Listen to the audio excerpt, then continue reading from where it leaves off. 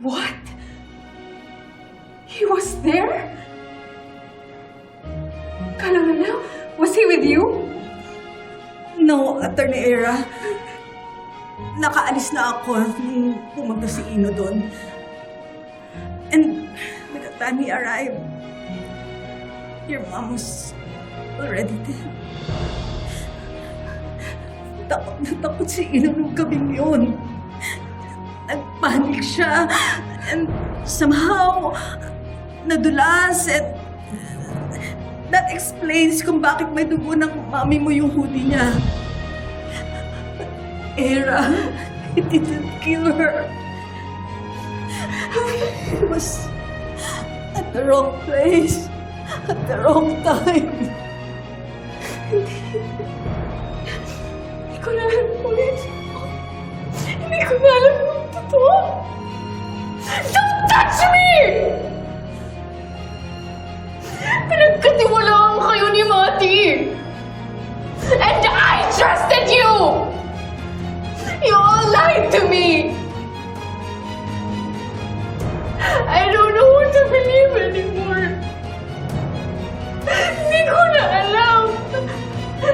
Hindi ko na alam. Hindi ko na alam. Hindi ko na alam. Hindi ko na alam. Hindi ko alam kung maniniwala pa ako kay Ino. Lalo na nung sinabi niya sa akin na totoong nirape niya si Trixie. Na-absuelto pa siya sa ginawa niya. Naturingan akong magaling na abogado pero hindi ko nakita yung butas sa kaso ni Ino.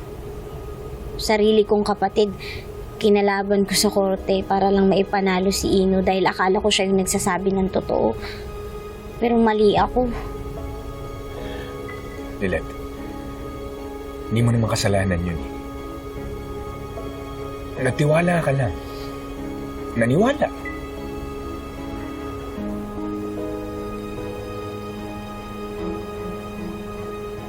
May dahilan na magalit sa akin si Trixie. Wala akong kwentang kapatid eh. Pero kung totoo man na si Ino nga yung pumatay kay nanay,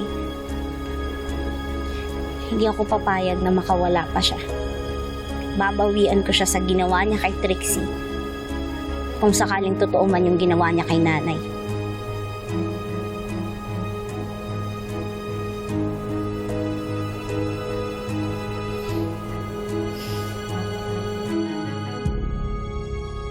Kasalukuyang pinaghahanap ng pulisya ang di umano'y pumaslang kay Attorney Meredith Simmons na si Ino de Leon.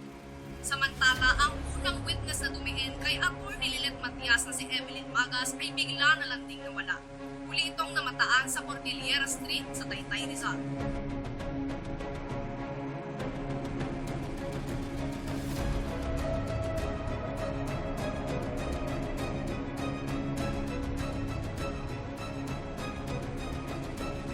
Nanggaling ako sa ATM. Bakit walang laman ng ATM ko? Sumunod naman ako sa usapan natin ah. Sana naman sumunod ka. Maghihintay ako. Huwag kang sisigaw. Ino! Sinungaling ka talaga. Ang dami mong dinamay. Ang dami mong pinahamak. Sa ano? Sa kasinungalingan mo. Sumakay ka. Dali! Sumakay ka! Ito na, ito na.